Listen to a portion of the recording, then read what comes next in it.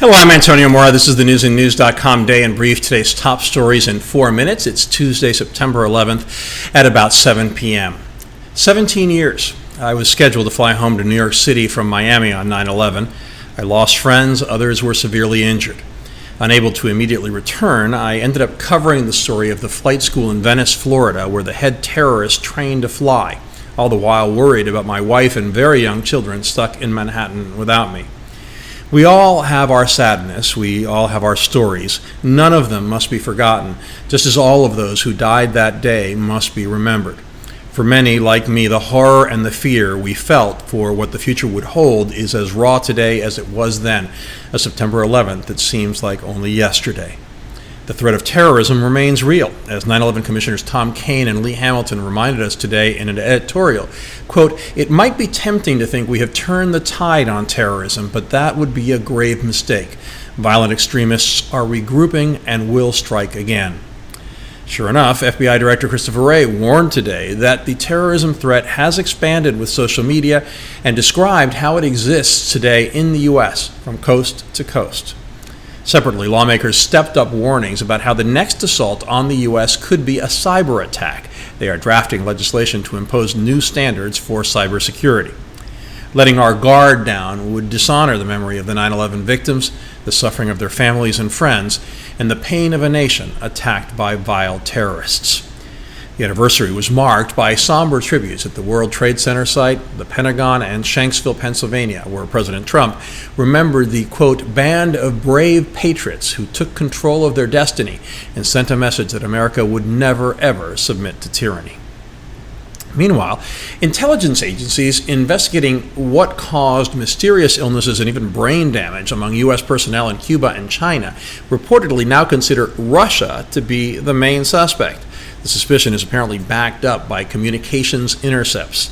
26 American government personnel were injured under unexplained circumstances in Cuba. Another in China suffered similar symptoms, and others there are being tested. The U.S. believes the injuries were caused by some sort of microwave or electromagnetic weapon, possibly combined with other technologies. If Russia is involved, the attacks would be a major escalation in what many analysts consider a new Cold War with the Russians.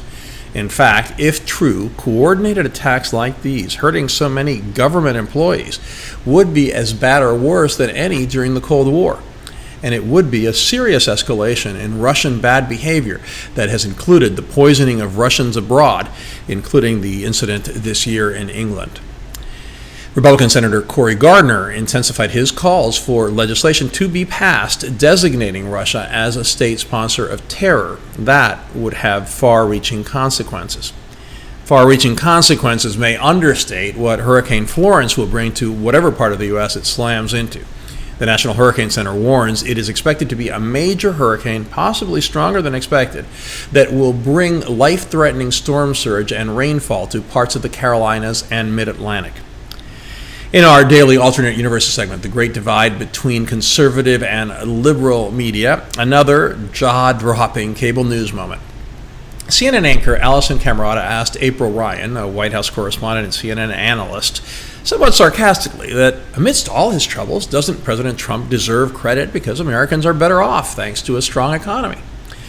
The supposedly objective correspondent proceeded to answer the question by saying, and I paraphrase, "Oh, but his trade policies could mess up manufacturing. His stopping of immigration could hurt the economy because nobody will take those lower-paying jobs, and we're seeing all sorts of things go down and the economy is teetering." Honestly, most of that was nonsense. Answering a question by, in effect, saying that the current economic reality is irrelevant because her crystal ball says it will get worse.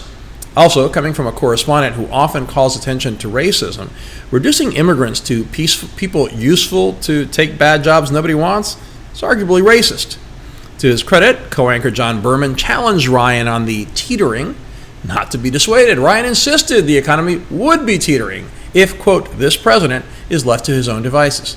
Camerota later wrapped things up, properly saying the economy wasn't teetering and saying she'd have the last word when Ryan again attempted to object. Again, if a show is labeled opinion, have at it. Say whatever you want. But if you talk like this, admit to your audience that you are not an objective news show, and correspondents should admit they are pundits, not objective reporters. You can find these stories and much more updated around the clock 7 days a week on newsandnews.com, where you will find all you need to know in one place. Please subscribe to our YouTube channel by clicking on the right of your screen just below this video. Please follow us on Facebook at Real News and News. Follow me on Twitter at AmoraTV. I'll see you again tomorrow.